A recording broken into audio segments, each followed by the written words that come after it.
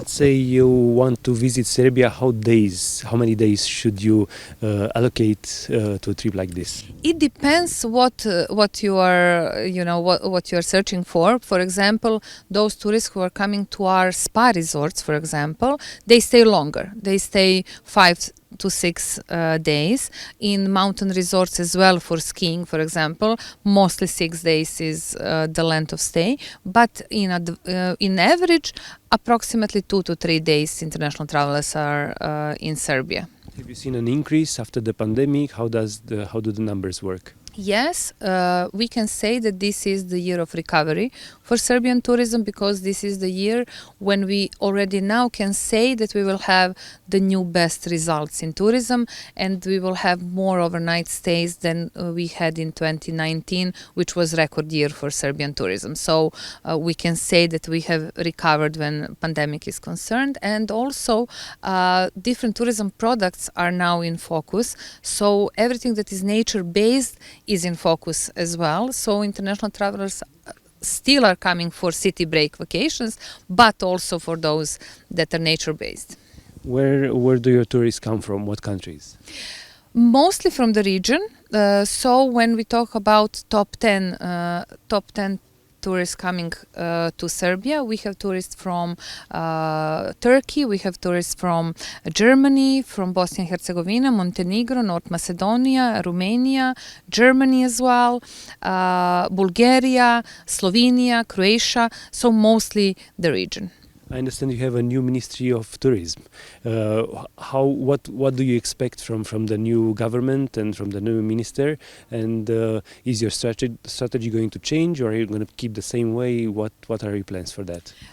Yes, from yesterday we have new Ministry of Tourism and Youth, and we believe that this will be even that this will put tourism even in greater focus than before, because now we have ministry that is particularly for tourism. Before it was together with trade and telecommunications, and also we are very glad to see that our government recognized tourism as very important economic part of our GDP. So in that sense, we believe that in next period we will have even more investments in tourism, and we can say for sure that our promotional activities will continue and be even stronger.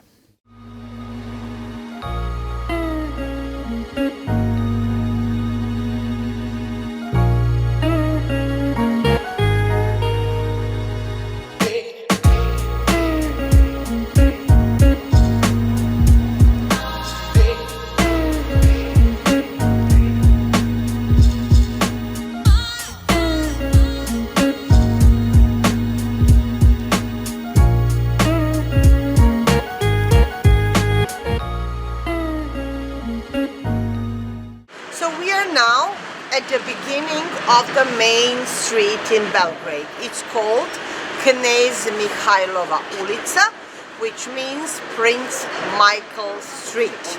It is one of the oldest actually street in Belgrade.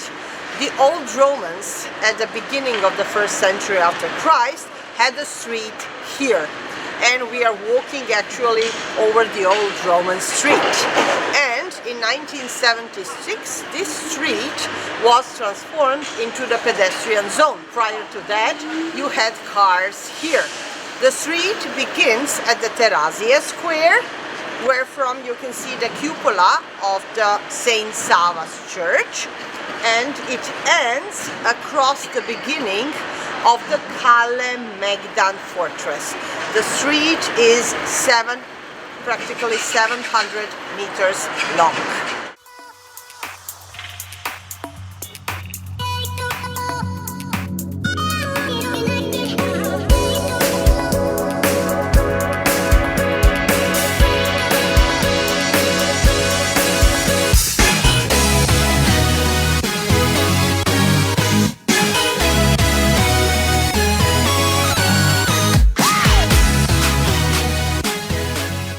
Belgrade is offers a lot of opportunities, and during the autumn the colors and the views are amazing. Tell us a few words about the things that you can do here in the autumn and the winter season, the things that you can do or you can see here. Yeah, a lot of things you saw already during the fall in Belgrade.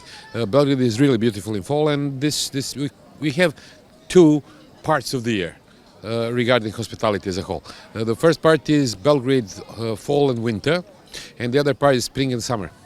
So basically, we are not a classical, what you may call, tourist destination, because we have guests all year round. Now, when the weather is fine like this year, we can stretch this so-called summer season until the late October and the beginning of November. That is the case this year. And you can be active in Belgrade, you can visit all the places that are outside, and that's what counts really. During the winter we have festivities called Belgrade Winter. They start in the mid-December and they stop at, I don't know, like maybe first or 2 weeks of February. Then there's a real pause until the April, and in April everything blooms again. So we keep it by the calendar, more or less. We have 2 rivers, we are active on those rivers. We have lots of places to stroll, to walk, a lot of things to see and to do. Belgrade is among all the cities, towns and fortifications in Europe. Remains are here, some things are left or were left. So we do have, again, you can be active even sightseeing, and that's what we think that's by comparison the best thing about our town. The other thing is that we know how to make a good atmosphere. Our restaurants are famous, our events are famous, especially sports events. That's what we do, and I hope that we will have more promotions next year, more than this year, to get back, just to get back things to normal. That's one thing. The other thing is that in past 2 or 3 years we did a lot working on our attractions, and we will continue to do that. We are now working on the outskirts of Belgrade, which have some fantastic things to do and to see, because we have, as I told you, 4 rivers. For instance, one of our municipalities, I don't believe you had the chance to visit them. It's called Surčin. It has a stretch of Sava River that stretches for 40 kilometers in the woods, and that's really something else. So we are working on it. We will have it for next year, I suppose, and we have some new attractions, and of course more and more and more events. That's what's important. That's what brings people to the city.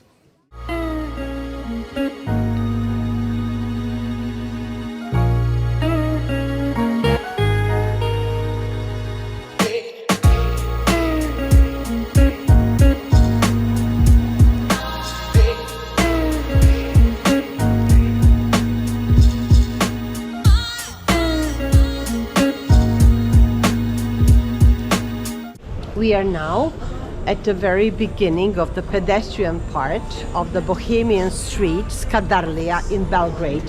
Very famous part in Belgrade. Every year when we open the tourist season here, we open it in this street. And it's a beautiful place where in the 19th century the Bohemians and intellectuals of Belgrade used to spend a lot of time.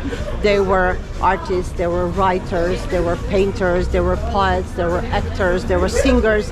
They would write something, they would paint something, they would sing something. They would spend time talking about the philosophy of life, and of course they drank a lot of good wine, beer or rachia from here as well. We want to preserve this beautiful street from the 19th century. We have a live music here. It is a must for every tourist who comes to Belgrade, actually. And you cannot meet here the foreigners, you can meet the locals. So you know where is good to go out, where the locals go. So we have a great local food here, beautiful live music, old city music from the end of the 19th century, from the beginning of the 20th century, and we have a lot of atmosphere.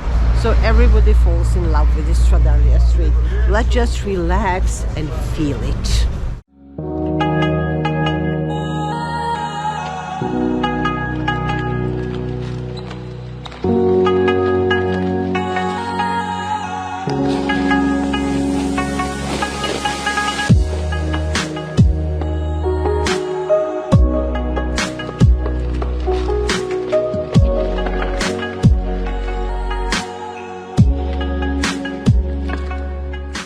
So we are here at one very interesting place. What can we here see is the white stone. That was the reason for the name of the fortress. The legend says when the Serbian tribes came here in the 6th and 7th century, they saw the fortress made of the white stone and they have exclaimed, "Oh, what a white city." But you can see here also the big combination from the history with many different layers, and around us you can see the arms here to the left, to the right, and up there above. Well, they're all the part of the military museum, which is located up there to the right-hand side. And actually, as you might assume, in the museum they didn't have so much space for such an exhibition, so this was made actually then. This was a kind of a solution to show you all these arms and to show you actually that very close to here there is a military museum. The fortress itself, the Belgrade fortress, actually it is a combination of many different fortresses. Watch out, there is a small train. Through the history, there was an old Roman fortress, which was the first one. Then you had a Byzantinian, Serbian one, Bulgarian, Hungarian, Turkish and Austrian. So actually Belgrade fortress is a combination of many different fortresses, and we have a lovely Kalemegdan park as of today. Unique combination, unique park and unique position. Nowadays people can have a walk here. The fortress itself is practically like an extension of the pedestrian zone. So once you visit the pedestrian zone, you stroll towards the fortress and enjoy the lovely view.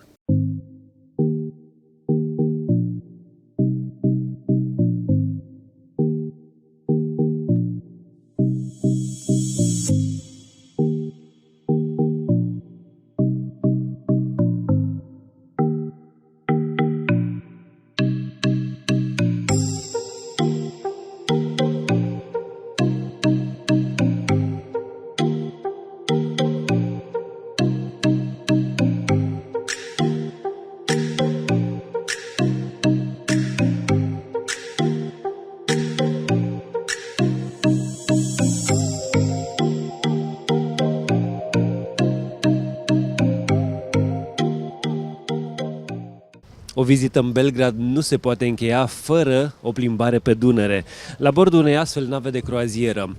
Plimbarea durează aproximativ 2 ore și costă doar 10 euro de persoană. Pentru GoNext, din Belgrad, Adrian Boioglu.